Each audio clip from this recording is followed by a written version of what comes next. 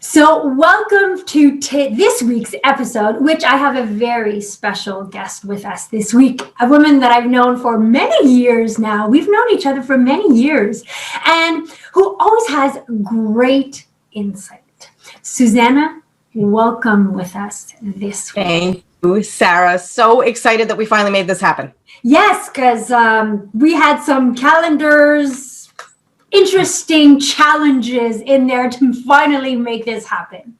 Yes. But we're here, and I'm so thankful that you've accepted the invitation. So before we start anything, Suzannah, I know you. I put some information on your bio in the description of the video, but I'd like you to take a moment to introduce to people who is Suzannah Baum. Thank you, Sarah. Well, who is Suzannah Baum? Suzannah Baum is a communications and presentation skills trainer and coach and speakers who really helps people unleash their ultimate speaking potential. And I target my work to executives, to business professionals, to entrepreneurs, to authors, to experts of all kinds who really want to share their message, want to share their expertise, and they want to do it in a way that is meaningful and valuable to an audience, right? Because what I have found over the years is that it's not just enough to be a speaker, a presenter, a public speaker.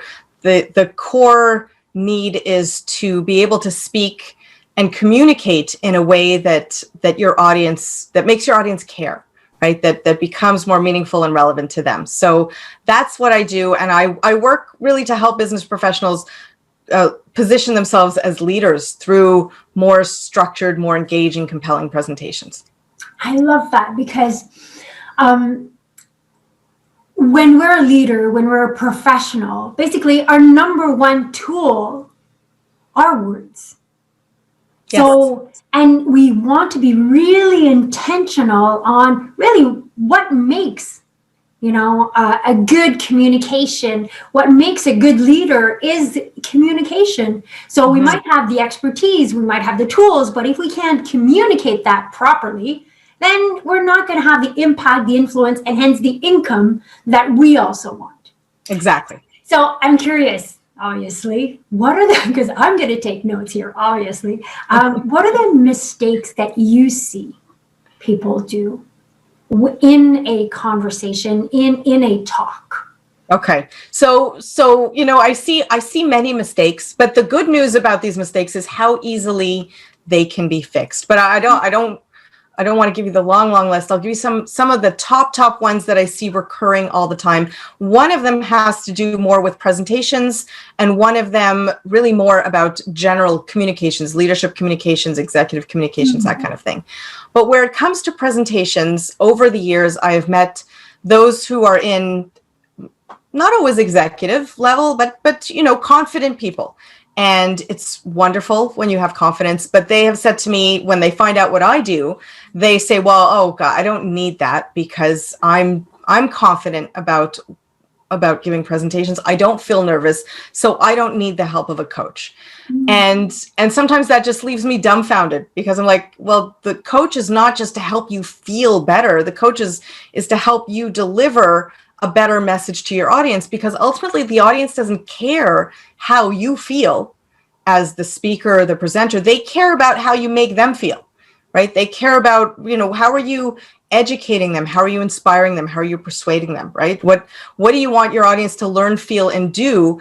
And which ultimately has nothing to do with how you feel and the confidence that you feel. So over the years, I did have one situation with one potential, prospect, someone who was referred to me from his CEO. It's just a quick story. A CEO who called me and said, listen, our chief financial officer needs a little bit of help because he gives all these presentations. Actually, it was the chief technical officer, always at conferences, always speaking, always explaining technical, detailed matters. And so the CEO called me and said, listen, he speaks all the time. He's not bad, but he does need a little bit of help, right? And so I just want to understand what you do, how you do it, and then I'll set you up on a phone call with him. So we had this conversation. They set me up with the CTO to have this conversation with him.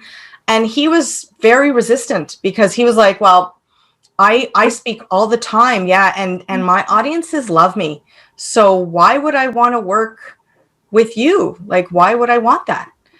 And of course, the first moment someone says that, it's like, okay, well, then we shouldn't work together, because if you don't see the value of constantly improving and constantly evolving your communication skills, your presentation style, and how you reach your audience, well, then there's nothing for us. But luckily, there are so many people who do value that and who do see the value, all the way from CEOs to executives who speak all the time. Often those are the ones who come to me the most and say, I have to speak to everyone. I'm at conferences. I have to speak to my board. I have to speak to my clients. I have to speak to my prospects. I have to speak to my team. I have to educate them. I have to inform them. I have to motivate them and inspire them. And how do I do it? Because the struggle often is, I give presentations, but nothing changes, right? They nod. Yeah, they nod at me. They say, yes, we got it. We know what we're supposed to do, but then nothing happens.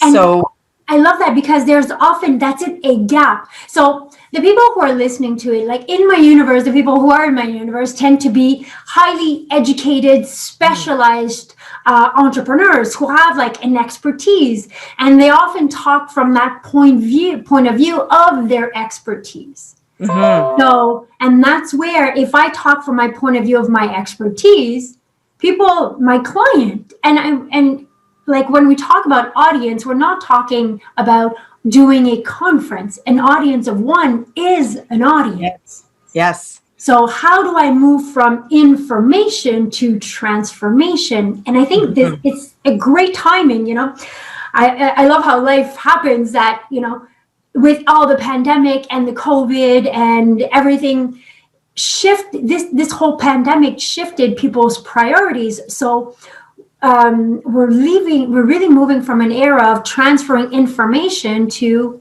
insight, and polishing our communication skills is so much more important now than ever before. Would you agree? Yeah, well, we're moving to insight, and we're also moving to a need to connect even more.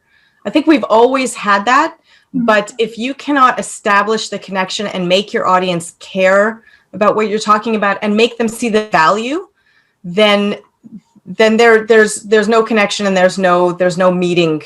And that's why there are no results, right? That's why when you speak and people say, yeah, we'll do it, we're on it, we got it, but then things aren't changing and things aren't moving, is because they really didn't connect with the reason behind why they have to be doing something, the buy-in for that.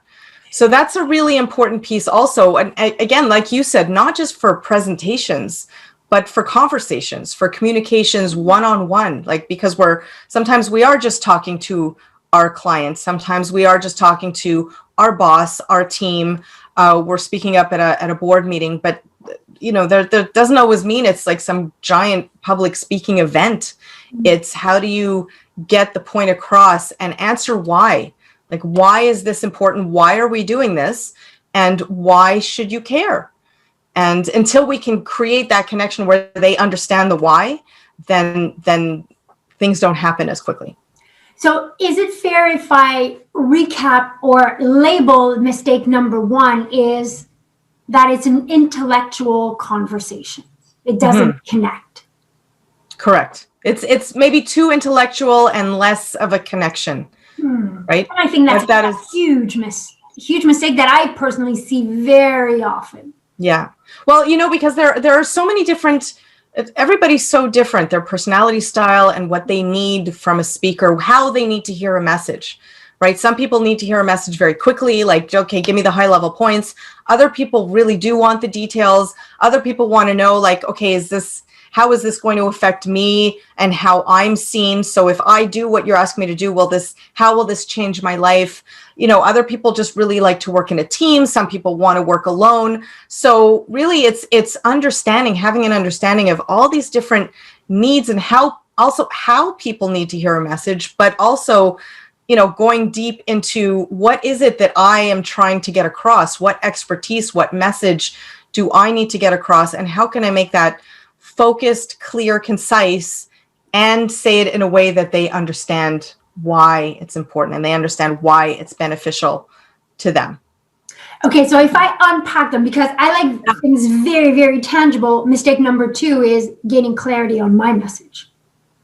Yes, absolutely. Absolutely. So yes, 2 parts of it, which is just that we always have to be mindful of who is the audience I'm speaking to, what is their problem, the challenge, the issue, what do I need them to do, but also getting really clear on what it is you want to say, right? Mm-hmm. So if we can, so let me go into, maybe this is mistake number 2 or mistake number 3, which is putting too much information into a message. So you want to say one thing, here is my message. I want to convince my team of why we need to undertake this new strategic project.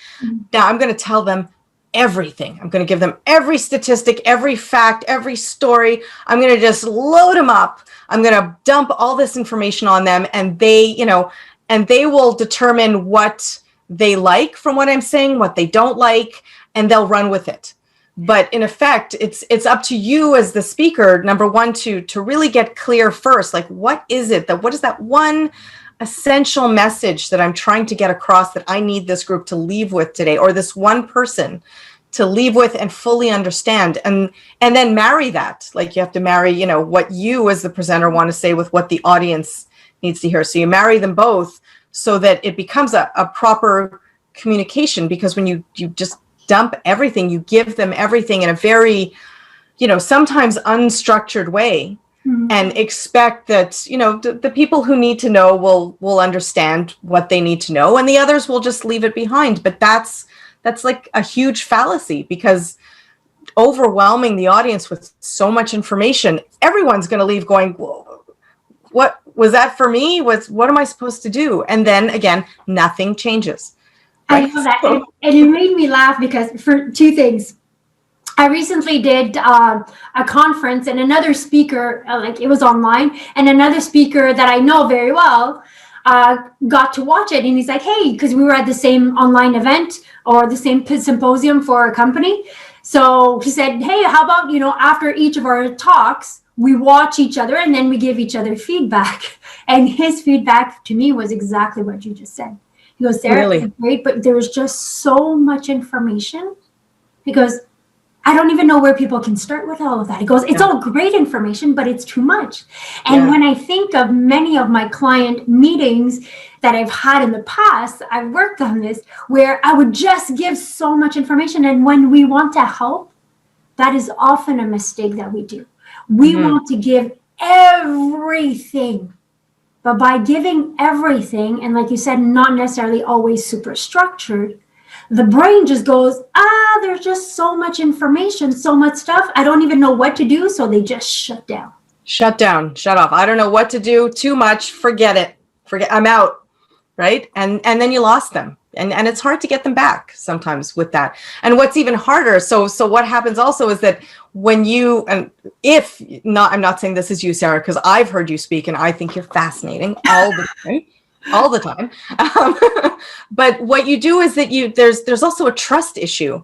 So if you become known as that person who gives too much information, you overwhelm, there's no structure, there's just everything goes in every direction, there's simply too much, the audience won't want to hear you next time. They won't want to listen next time. They'll be like, not this person. Like, they're going to just overload me and expect that I'm going to know what to do next. And that's not the person you want to be, right? So we always have to be mindful that with every communication, we're building trust with our audience for the next communication and the next communication and the next. And if you become known as the speaker who doesn't give the value and who isn't clear enough and who speaks in circles, then they won't want to listen to you in the future. Right? It affects your professional credibility in that sense. So that's the horrible thing, is you could be just like an expert, a giant expert, tons of knowledge, tons of expertise, and a great background. But if you can't put your message together in a way that makes sense to the audience, in a way that they can accept it and know what to do with it, then it's wasted, right? Then how can you get that expertise across if the audience is not receiving it the way you want it? And I like it because, again, when we talk about audience, let's put this in a business perspective where an entrepreneur is meeting a client and giving you so much information Yep. And the client doesn't take action after because they don't know where to start. And often the language mistake number one is like so intellectual, so above their head that they can't do it. So the language and the information is above their head. There's so much of it. And then the entrepreneur says, well, they're not taking action on my recommendation. They're not doing or sending back the form or doing this. And I don't know why, but I call them to book another meeting and they don't call me back. So that too, that overwhelming, because what I find that when we send out too much information, there's no transformation. And, you know, and that's very common with sales conversations, because you want to give your audience everything. You may only have one chance, and there's this pressure that you need to get this across. You need to tell them all the important things. And even if they start getting overwhelmed, it's almost like, well, my job is to share this information. Here it is. Like, take it anyways. Even if the person's going, wait, it's too much. It's too much. No, it's too much. Yeah. Well, and that happened to me a couple of months ago, that I got a demo on a product that I was looking at, that a couple of my colleagues and friends are using. I don't want to give too many details on it, but it was, so I reached out. They were like, great, we'll set an hour out for a demo. And already I was like, does it have to be an hour? Like, already it feels like that's going to be a lot of information. But anyways, I understand this is their process, right? So their process is a 1 hour demo where they give me, and we're going to talk about this, and this. Halfway through, I was already getting overwhelmed. And I think I gave him the signs. I said, wow, it sounds like a lot. Wow, I'm just really not sure if I'm able to, how I would do this myself, how I would accommodate. And I said it, and it was like, well, you know, there's ways that we help you, and we'll talk about how we help you, but let me show you like the next feature. And the more he talked, the more I was like, I can't, like, and there was a certain point where I was like, okay, I'm done. I can't follow anything that he's saying anymore. And I understand he had a process that he needed to share with me. He needed to go through the sales demo, but you also need to be able to step back and connect with the person, go, okay, I hear what you're saying. Like, you may have to be able to pivot and go off script just so that you can better connect with the person, because without that connection, it doesn't go anywhere. And now this guy's been calling me. I know it's a great product. He's been calling, going, you want to follow up? And I'm like, I don't even want to have a conversation with you anymore. I don't want it. Like, now next time it's going to be like a 2 hour thing, you know? It's like, yeah. Like, I want you to hear what I'm saying, which is what my challenge is, because I need you to be able to adapt to my needs. I'm the audience in this stage. So, you know, whenever I'm in these situations, usually I'm the one teaching and training and coaching from the speaker side. So whenever I'm on the receiver side, I'm always like, well, this is great information for me. Like, this is great for clients, because I know how, and I mean, I'm not necessarily the typical person. Everybody, like I said, everybody's very different in how they react. And some people can get out of the exact same demo and go, I loved every second of every detail, right? I'm not that person. There are some people who are, and it's not good or bad, it's just different. But it's you know, as the speaker or as the communicator, as the leader who is communicating, you need to be able to figure out those cues also, and where you need to shift so that you can understand how do you need to say it differently now, because the person in front of you needs the message differently. I love it, because yes, this applies if you're meeting with a client, a potential client, if you're meeting with your team, anybody who you are trying to influence. Yeah, absolutely. You need to be conscious, and we want to be conscious. And I think that's a trap where many experts we fall into, because we have a lot of knowledge, and we want to help, and we want to share the knowledge. But it's like drinking out of a fire hose, you know? It's like, and it's frustrating for the experts, right? Like, we want to share. It's like the service-based. I want to help you. I want to help you now. Let's cram in a lot. Let's hit the ground running. But we also need to be mindful that some people really need to take it in stages. Some people need it in a different way, and that it's therefore up to us to figure out what this audience of 1 or 2 or 5 or 100, what they really need to hear from us, and how much information we can give them at one time. So I'm doing a conference later on this afternoon. Maybe I'll check my sales pin, my PowerPoint deck before, just to make sure. So,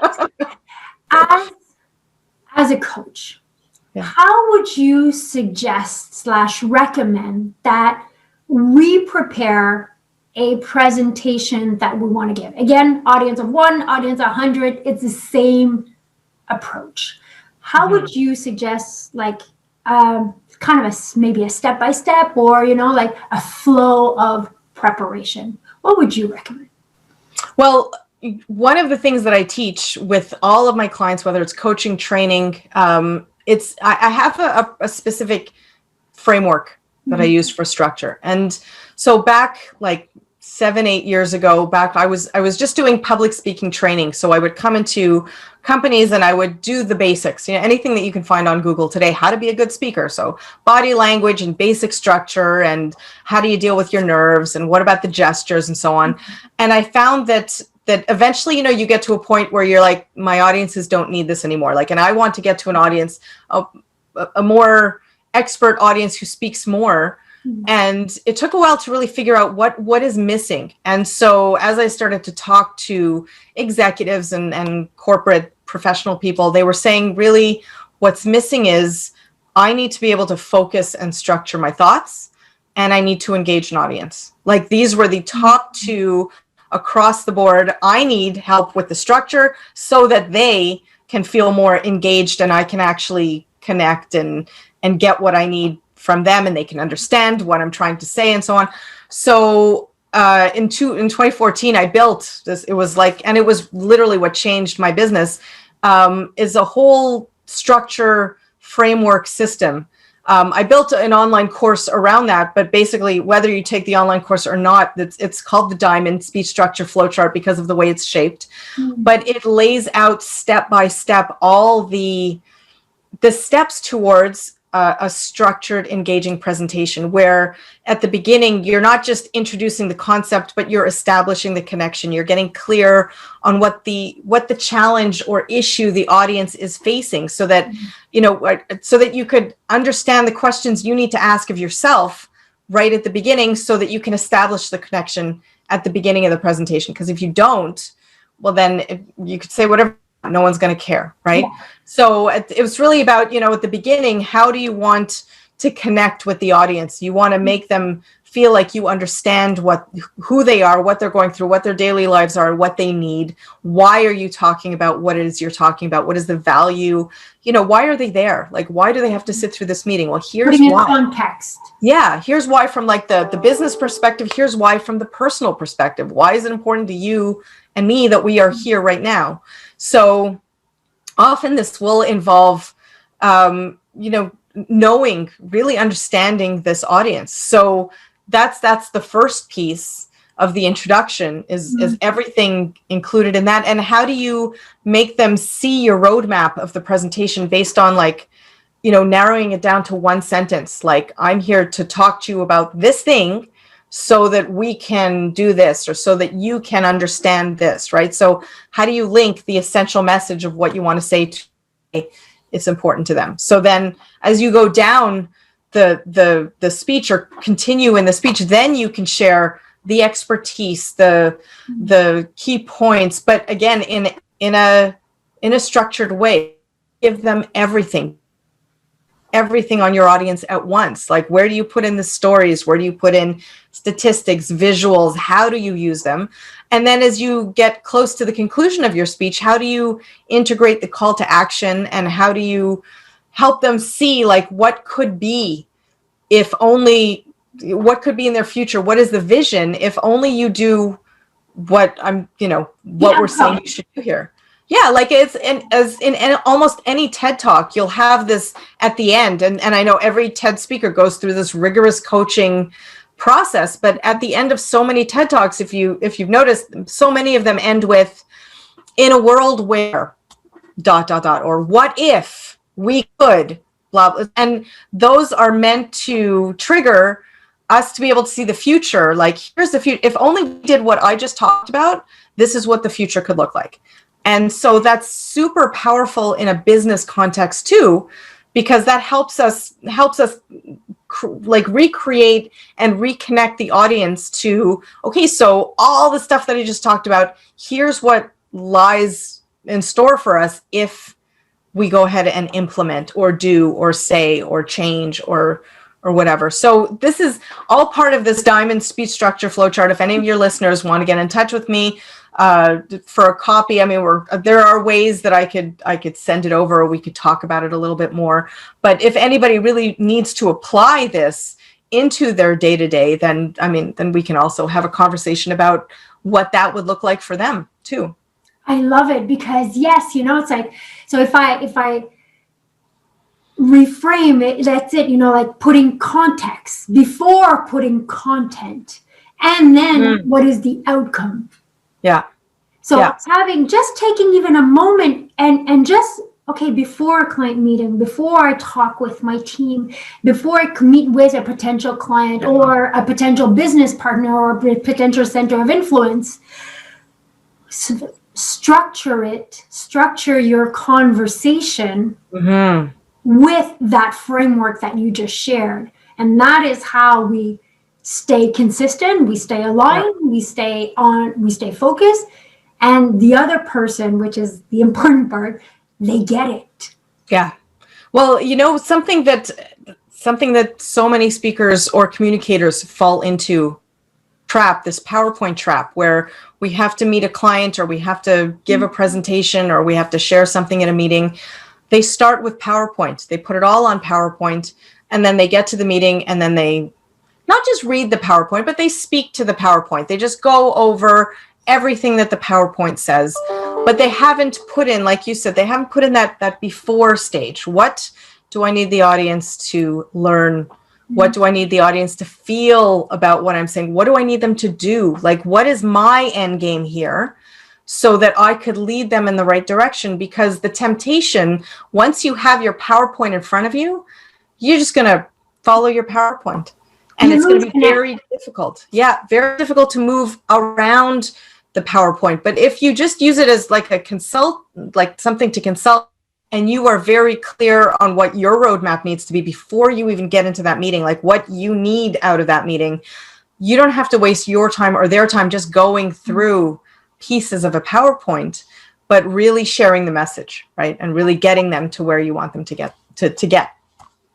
I love it. I love it. I love it. I love it. Because communication, like I was saying, and like if we go full circle, communication is our main tool. So it doesn't matter what type of business that you're in, really. If you can't communicate it in a consistent way that's going to get the other person to take action, your business is not going to go forward. Absolutely. Team is not going to go forward. So I love how you bring that framework into how do we structure a talk, a conversation, a meeting that's coming up. And yes, if you want to do a conference, probably we should have had this talk before I did that other conference a few weeks ago. Sure, you were fabulous. Oh, but I wanted to help so much. But it was so funny. The other speaker was like, man, there's just so much information in there. Like, it's mind blowing. Yeah. And we have a tendency to do that. We do. Because you're in a service-based business, and you have the expertise, and you want to help people. You want to help them grow. You want to help them learn. You want to help them be more successful, because that makes you more successful, right? It's all just this wonderful cycle. Yeah. But it takes like a very conscious effort to stop ourselves and go, okay, I can't say that thing is like this one thing. Oh, I love it. It's so powerful. It's so wonderful. I can't say it because there's not enough time. Yeah, right? There's not enough time. It's too much based on all the other things that I'm talking about. And it really forces you to be choosy about what it is you're talking about. And it forces you to stay on message, right? Because if you can come across, if you're very clear on what is that one essential message I need them to walk away with, then all the other pieces, even though they're brilliant, like they just don't fit. And they'll fit in the next one. They'll fit in the next. There is a place for them, but not in every conversation and every presentation. That's such awesome. Thank you. Oh, thank you. So I know you've been doing this for many, many years. And when I do interview guests, I have a bucket of surprise questions. Oh my goodness. So yes, Okay. well, they're as much as a surprise for you as for me. Well, I know the questions that are in, but so these are questions so we can learn more on the human behind the coach. Oh, the answer is chocolate. Okay. The answer is always chocolate, you know? So I'm going to pick 3 questions, and they're all about you. And the answer, keep them to 1 word, 1 sentence, nice and short. But it's to help us understand who's Suzannah. Okay. No big explanation. 1 word, 1 sentence. Got it. 1 sentence, something. Okay. Are you happy? Ready? Yes. All right. So, I like this. Who is the person who inspires you the most and why? Oh my God. I love the surprise questions. Oh my God. There are so many who inspire me. You know, there are I don't want to get too detailed. There are a few women in the speaking industry who I have just been watching for years, and they are experts. They are so well trusted, and they are so well thought of. And I mean, I don't know if I should mention their names here. Just pick 1 name and 1 reason why that person. Okay, so you know what? So I'll pick the one who I've been watching ever since day 1 of my business. Her name is Patricia Fripp. She's very well known in the presentation skills, sales presentations. She is so very polished. She is so good with her words. She is so deliberate about her words, and she's all about the structure and the organization and making it powerful and meaningful to the audience. So I will say I've been watching her right from the beginning, from day 1. And I like the word deliberate. Yes. Because we want to be deliberate with our talks. Yes. Love it. Ready for question number 2? Yes, I'll try to be a little less chatty on that one. No worry. What is 1 thing that you would love to do, but you never dared to do it yet?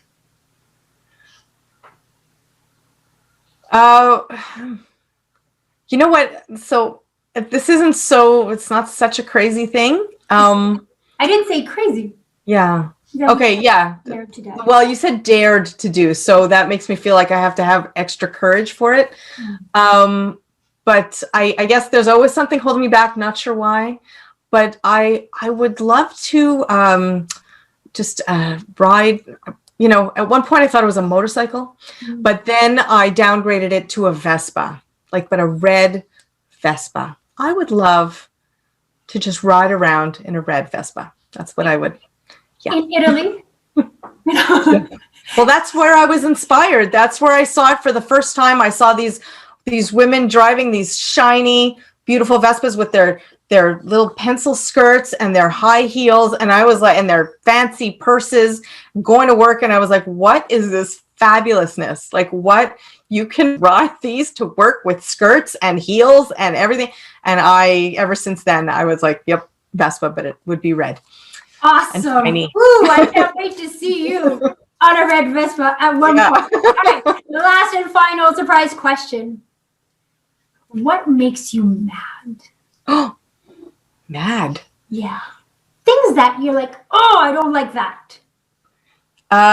In life, what makes me mad is... and it can't be your husband leaving the toilet seat up. No. I think what makes me mad is when I see people yelling at service people, like waiters or people who work at the drive-through or whatever, because they're frustrated that their order isn't right or something is taking too slow, and they get so angry and they yell at the people who are serving them. I mean, I understand impatience and whatever, but I don't understand unkindness to certain levels. So that really makes me mad. And when I see that and I'm next in line, I'm going to be like, hey, how are you? You're doing a great job. Here's an extra tip. That guy was such a jerk, wasn't he? Just to help make the people feel better. Cause I back in my day when I was scooping ice cream and waitressing and stuff, when people were rude to me, it was really, it really crushed me. And so I I really feel bad, and that makes me mad when people are unkind like that. Well, one more reason why I know we get along so well, because unkindness for me is, Yeah. I will actually tell the person who was unkind to the other person, but that is who I am, you know? Yes. So even more reason why I understand why we get along. Suzannah, thank you for taking the time to be with us today, taking the time to go also provide us with, bringing consciousness on the mistakes that we do, that some of us do, and I'm sure many people can relate on many of the tips that were in there, bringing in a framework that we can start using to have more impactful conversation. Before we go today, and letting know who is the human behind the coach. And before we go, where can people find you online? So they can find me on LinkedIn, Twitter, my website. It's all across the board, SuzannahBaum.com, SUZANNAHBAUM. But I think you have that in your bio, how my name is spelled. So you can find me in all those places. Reach out, connect with me, say hello, call, email. If ever anyone needs help or just to talk through a presentation or prepare themselves for what's coming up, beginning of the year, a lot of people do that, but all throughout the year, like that's, beginning of the year, I often get like a rush of people who are like, resolution 2020, this year's going to be different. But you know what, but sometimes people are triggered because they have something coming up, or because they just gave a presentation or had a presentation or a communication that went very badly. And they're like, okay, I got to make sure that doesn't happen again. And I am ready to bring in the help. So like your clients, they bring you in because they're like, okay, something's not right. And thank goodness for these people who have the mindset of, I want help, and I'm open to receiving help in a different way. And so often it's because something bad has happened, or something they're really nervous about, or they don't want to repeat, that they call me and they say, okay, help me make this next presentation better. Help me change how people see me, uplift my reputation, my visibility, my credibility. And so that's what it's all about, right? Perfect. Thank you so much for being Sarah. We finally did this, and I love chatting with you. You're so much fun. Thank you so much. Bye-bye. Bye. I hope you liked this episode. If you did, please make sure you give it a thumbs up, subscribe to the channel, and check out these other videos that I think would probably interest you.